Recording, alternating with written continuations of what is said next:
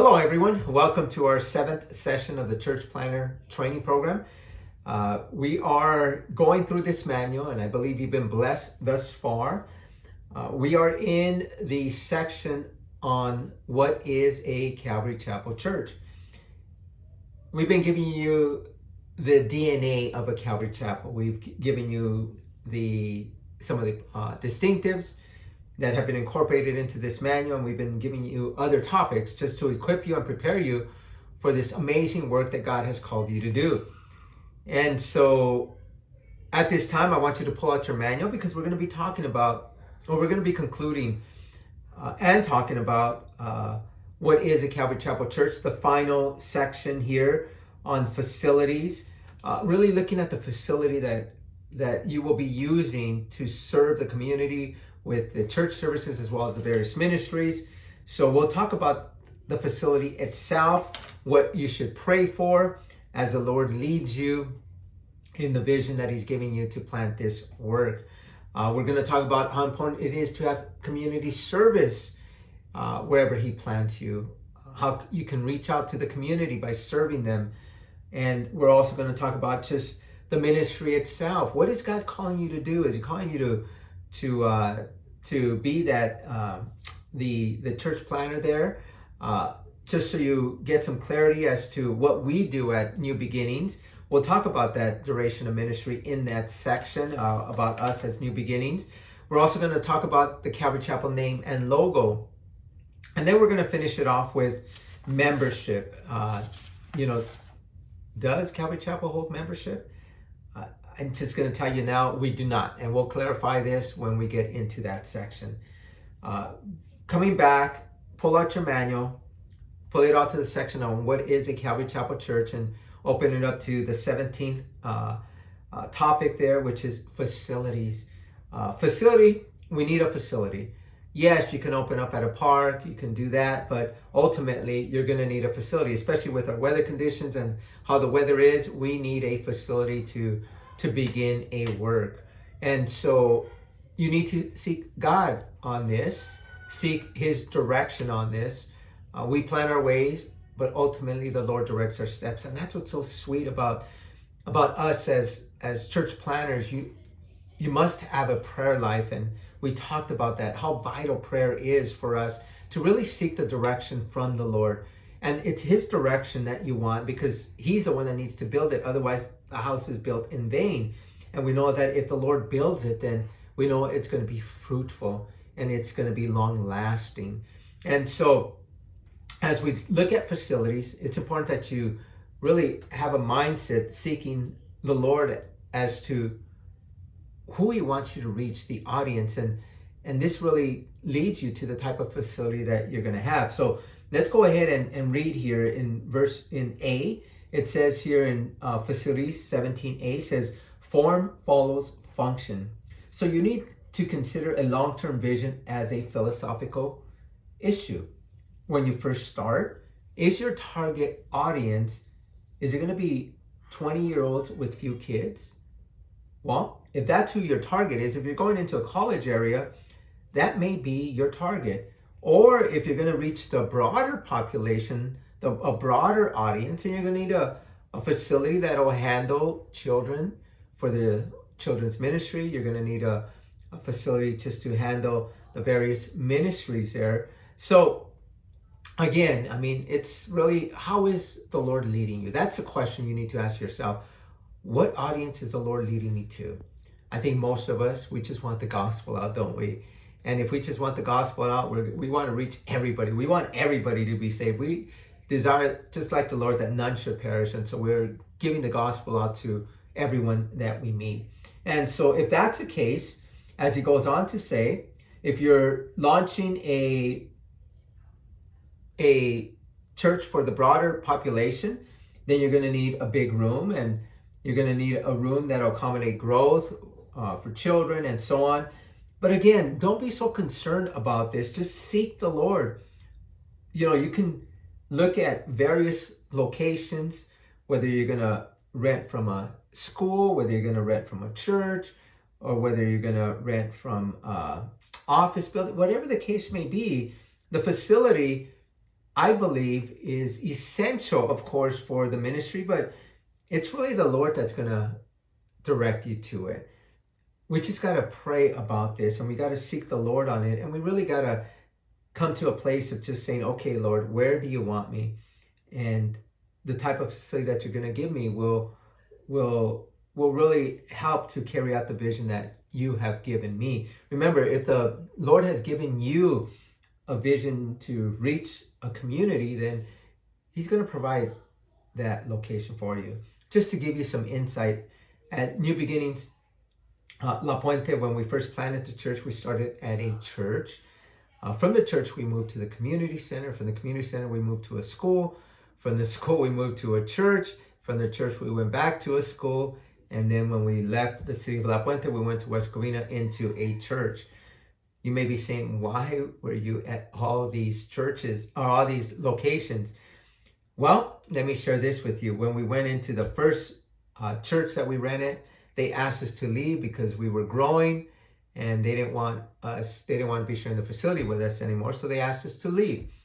We went into the community center. Well, the community center got pretty expensive and we found out that the school would be a lot cheaper for us. So we left the community center to the school. When we were at the school, I got a call from a broker letting me know that a church was available for us if we wanted it. Well, we went into that church, and then 2.5 years later, they sold the church under us. We actually bid for the church, but the Lord didn't allow us to purchase the facility, so the church got sold. We had to leave, and it was a quick departure. We only had 30 days to leave, so we went back to a school. And it was at that school where we were looking for a permanent location for La Puente. And I contacted the same broker that brought us into the church facility there in La Puente. And he told me that there was a church available for us in West Covina. So that's when we did our second campus there in West Covina. And after that second campus, we were at La Puente and West Covina, and then the pandemic hit. When the pandemic hit, all the schools were shut. So the Lord closed the door for the city of La Puente, and now we're in West Covina. When we opened up City of Terrace, and we're talking about facilities here, this is why I'm giving you this, so that you just be open-minded and allow the Spirit of the Lord to lead you to the facility. In City Terrace, the facility that we're using at that campus is storefronts. We have 2 storefronts, one for the sanctuary and one for the children's ministry. And so we have this storefront there to do His work. And so that's a blessing. So there's a storefront. There's another opportunity. When it comes to our campus in Primo Tapia, there we have a large home in Baja California. We're renting the home, and the owner knows that we're holding the church services there. It's like a hacienda. This place is pretty massive. And we converted the garage into a sanctuary, and it came out beautiful. I think we see at least 40 people there, 40 something people. So it works out perfectly there, but it has a large outdoor area, room for growth. The house is big. So that's what we do there. In Villa Zapopan, we have a home there too that that is holding the church services. And then in Caborca, we actually have a land and building that was donated to the church, and so that's where we're holding our services, and that is our facility. So again, these just give you ideas. Again, it's ultimately the Lord that's going to lead you to the facility that He wants you, but you pray. I mean, this is what we do. We pray. The Lord gives us a vision. We pray, and He directs your steps, and He will bring that facility. But always have in the back of your mind, you're going to need rooms for children's ministry as well as for for other ministries. So again, things to think about, things to pray for. The next section talks about temporary versus permanent. When you look at a temporary facility, it's mainly for weekends, right? So you're going to look for a temporary facility where you're going to have to set up, or you're going to have to break down. But the advantages to that is that your rent is going to be a lot cheaper than getting a permanent facility. And so this is where you would rent a school, you would rent a hall, maybe a theater, maybe another church, but it's a lot cheaper. The negative, the disadvantage to that is, of course, you have the labor of setting up and tearing down. We did that in La Puente. The Lord will provide the laborers, but again, this is just things to consider. If you look for a permanent facility, it does communicate stability and credibility. That's what he's reminding us there for the community. But remember, it's the advantage to that is it does convey that. It does speak to community about that. But you got to remember, it's going to cost more. Do we have the resources to begin the ministry in that fashion? I think it's best to start off with something that's affordable, to let the Lord build the house, and where He guides, He definitely provides. But if the Lord decides to provide something for us that's bigger and it's affordable, we're going to take it. So whatever the Lord does, we're here. But again, just giving you the advantages of a permanent facility or a temporary facility. And so if you look at a permanent facility, it's always going to be more expensive. But you know what? It does speak on stability and credibility. It'd be great to have a church. We see a lot of churches closing down these days. Using a church, renting a church, they're a lot cheaper than it is probably renting a storefront, office, or another visible location. So again, things to look for. But again, it's God that does it. So wherever He's guiding, He's definitely going to provide. The next thing to look at is the location. New churches, when it's a new church especially, they need to be as visible as possible. So is your space visible for people to see? If that's the case, then guess what? People are going to visit. People are going to go. So ultimately, it's the location that you have as the new work. People will go and understand one thing, that people usually don't drive more than 15 to 25 minutes to go to a church, especially when it's a new church. It's going to be hard if you're trying to reach a community and you're out in the, outside of the city or outside of that community, for them to drive to you. It's going to be very difficult for you to get people to come. Not to say that it's not impossible, but it's more difficult. You want to ask the Lord to provide a location or a facility within your community where the Lord is sending you. And again, there's so many things out there, especially these days when things are closing down and shutting down. The Lord will provide a space. When it comes to Southern California or LA, things are more expensive. So of course, we're going to be looking to rent a facility. The prices for property is extremely high. So again, these are things to consider. Look for a place you can rent. Look for a place that's cheap in rent to begin. And or the Lord will provide something like He did for City Terrace, free of rent. And so however the Lord leads, that's where you want to be. Lease or loan, as he talks about it. Owning, of course, is an advantage. Do we have the resources to buy a place? I think when a church begins, it's very difficult to have the money to purchase a location. So it's wiser to lease or to buy. I mean, the disadvantages, of course, is that, your rent can go up if you're going to rent. But I think that's what we have to do as a church begins. If you own it, then guess what? You're just going to have a mortgage payment. But we don't want to be a slave to the owner. We don't want to be a slave to man, trying to make those payments as one begins. So again, things just to consider. And this is why this is here. And this is why we have this, so that you can begin to consider these factors when looking for a facility. Let's go into the next section, community service, servant evangelism, as he says. What is the purpose of community service? To demonstrate the love of God to your community in tangible ways through acts of service, like evangelism, and to mobilize the local church to live their faith on mission beyond Sundays.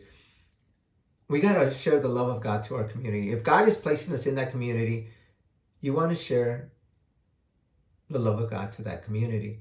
We want to make sure that we're sharing His love to them. If He places us in there, that means He loves the community and He wants to reach that community. And so we're going to do this. And the more we make ourselves available for the community, the better it's going to be. And so we can think about some large scale quarterly projects, as he says there, to mobilize large groups of people on a quarterly basis. And so, as we have here, we just have here an idea to do something on a quarterly basis. And again, it helps people to live their faith beyond Sunday, and it helps to increase the visibility of the church. Or we can do smaller scale ongoing projects that mobilizes the local church, as he says, to impact its communities. Some of the ideas, again, these are just ideas, is to go into the senior centers to provide meals to the incarcerated youth, to the pregnancy centers, to the rescue missions, to the food pantry, to do help those that are moving, and home repairs, car repairs, transportation, tech support, disaster relief. Again, these are just ideas of how you can go into the community and help those in the community. Or you could go into the youth center, as he says, reaching the next generation. How can we do that? What can we do?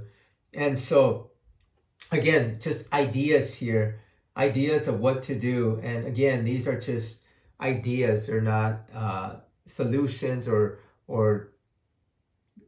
just giving you what you must do, but really ideas on just seeking the Lord as to the direction that he wants you to take. Let's go ahead and talk about the duration of ministry into the next section, section 19. Long-term versus short-term. What does he mean by that? Ideally, the pastor will lead the new church to start others, but will remain as pastor of the original church because he's a pastor with a missionary's heart rather than a missionary with a pastor's heart. What does he mean by that? What he's talking about here is the example that I gave you with La Puente and West Covina. When we were in La Puente, I have a desire to plant churches and to share the gospel, preach the gospel, give the gospel out. And, my heart is just like the Lord's heart. I desire that none should perish. So if we have an opportunity to go somewhere else, that's what we're going to do. Well, at West Covina, when we were in La Puente, we did that work in West Covina. And so I was doing both. I was moving from La Puente and then going into West Covina and holding these services, and we would have the servants doing both services. The intention there was always to break off, to raise up somebody to pastor one of these churches, and so that was the intention. Well, once the pandemic hit, it left us with one campus. So that's what he's talking about here is making sure that if you are going to do another work or you're going to plant another church, if you yourself are going to do it, make sure your intention is to raise somebody else up to take over that ministry. And so that is what my intent was, and that's what he's trying to convey here. It says that the founding pastor learns church planting since it is needed to start the church, but then he moves to the issues of being a pastor and eventually raises up others to plant. And so again, this is important. And so for us at New Beginnings, we have campus churches. Churches.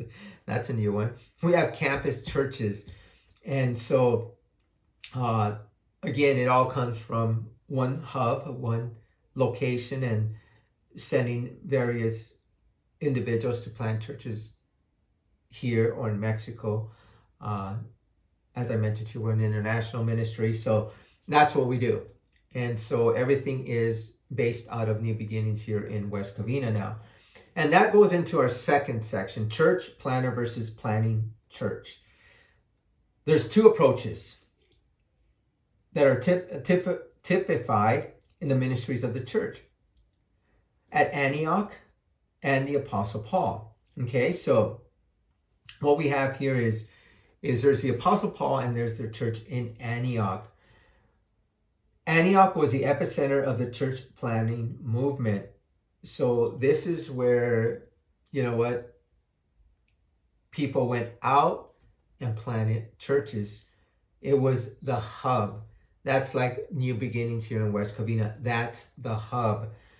And so that's what we do. We prepare people to plant churches elsewhere. That's why we send people out to Caborca. We send people out to Primo Tapia, City Terrace. And so that's what we do. Uh, there's others that have a heart, and this is my son. His desire is to be a church planter. In other words, to go out and to plant ministries and to raise up others to continue that work. Yes, everything is still at the hub here in West Covina at New Beginnings, but or not but his idea there though is to now go out and to plant various ministries, just like the Apostle Paul. As he says here, the Apostle Paul began to plant churches in the Roman province of Asia Minor in modern day Turkey. And so what they would do is they return back home and report all that God had done. Paul was a church planner, and so he wanted to go out and plant churches. And so there's that type of individual, and some people have a heart for that. And ultimately, when we look at that, there's nothing wrong with that. That's awesome, as long as you count the cost and make sure that you're going to be raising up leaders to take over these churches. You don't have to remain at the church. You could just plan a work, raise up leaders to take over, plan another work somewhere else. And so that's really what we're talking about here: church planner versus planting churches. And so, however God is leading you, however He's directing you, that's what you want to do. When it comes to New Beginnings, we have campus churches. I keep saying that, don't I? We have campus churches, and so it's the hub at New Beginnings, and then we have individuals that go out. And if you want to continue to plant churches under New Beginnings, we continue to do that. You could be that church planner like the Apostle Paul, or you could just be the church planner that is sent out from New Beginnings and do another campus somewhere else. So that's what we do here. Now, if you're outside of New Beginnings and you just want to plant a church, you want to make sure that you're sent out by somebody, make sure that the church that you're attending knows your desire to plant a church, and they'll send you out and you could plant a work there. And so if you desire to be a church planner like Paul, then make sure your ministry understands that and they're in agreement with that. And for us, you know what? We're doing both. And so if you've been called to do either, again, this is what we do at New Beginnings. And so we love to plant churches, and that's what we want to do. We want to get the gospel out. We want to disciple the people. This is a great commission, and this is what we want to do. So that's what we're talking about here, duration of ministry. Let's go ahead and talk about now Calvary Chapel name and logo. Calvary Chapel was, as we see, just to get a history on the Calvary Chapel. Remember, we're talking about what is a Calvary Chapel, so you need to understand the name as well as our logo. Calvary Chapel was the name of a small non-denominational church there in Orange County during the 60s, and was looking for a new pastor, and asked Chuck Smith, a former Foursquare pastor, to become their new leader. Well, they retained their name under his tenure, Calvary. And Calvary Chapel refers to the place of Jesus' crucifixion. We know that is the location where he was crucified. And chapel, as it goes on to say, has a connotation for many of a small church building, a quaint setting for sincere devotion. Even though we've seen Calvary Chapels grow into large fellowships with thousands of members, the spiritual warmth they possess carries on the environment of a chapel. And so that's how the name came to be. It was really the name that was there at that small non-denominational church that they asked Pastor Chuck to become a pastor at. When it comes to your name being under Calvary Chapel New Beginnings, for us, we retain the name New Beginnings. Why? Because we want to make it as simple as possible for you to plan a work without having to get your 501c3, without having to establish yourself as a nonprofit, getting your corporate articles of incorporation, getting your DBA, and all of that. You don't need to do any of that. That's why we want to make it as simple as possible. And so that's why coming under New Beginnings, we make it simple. All you got to do is have a heart to plant a church.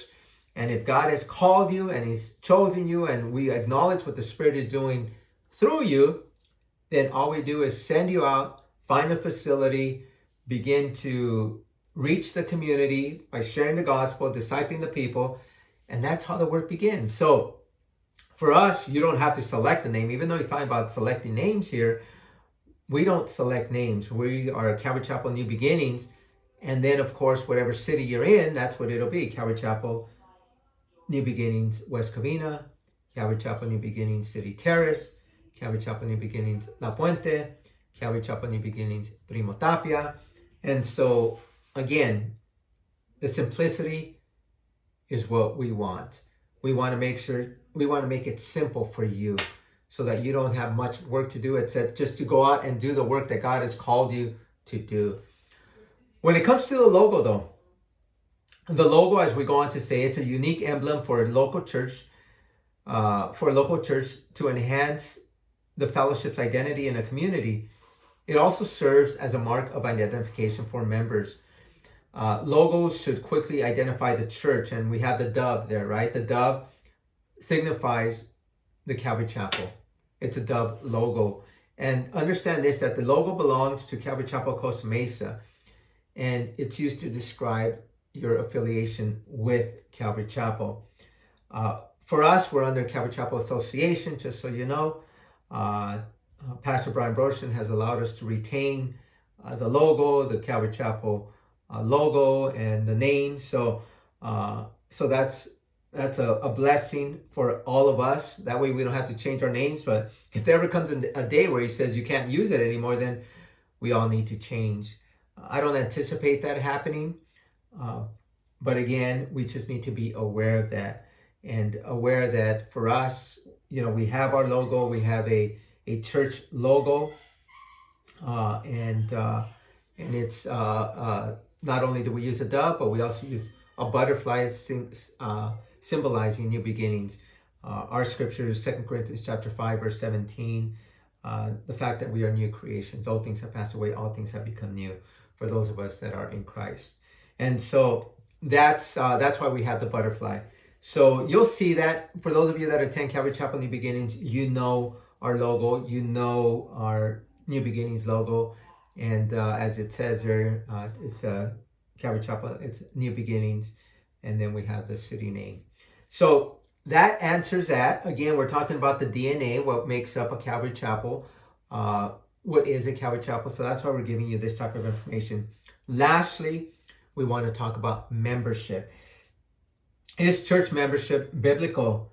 Remember, the Bible doesn't specifically prescribe membership as we know it, other than the membership of the one church of Jesus Christ. As it says here, the scripture never divides the local assembly into two groups, members and non-members. That's what man has done as the church has evolved. And so people now have members of churches, and others classify them as just non-members and congregants. Those churches that have membership, what happens at these churches is that you need to commit to that church, you need to tie to that church, you need to take an oath to that church, and these are all the things that are associated with membership. And so that is part of a membership church. And you do have various membership churches. The Baptists are membership churches, and others have membership churches. But just to give you an idea, he says that how should believers relate to a local church? Well, the church was instituted by Jesus, as we know in Matthew 16:18. And although the noun is singular, ecclesia, it refers to a collected group, assembly, or congregation. We are reminded that the individual Christian does not live out the life of faith alone, but as a part of that much larger body.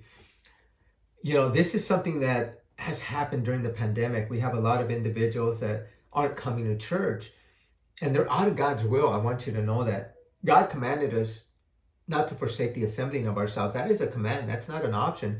He knows how important the fellowship is for an individual.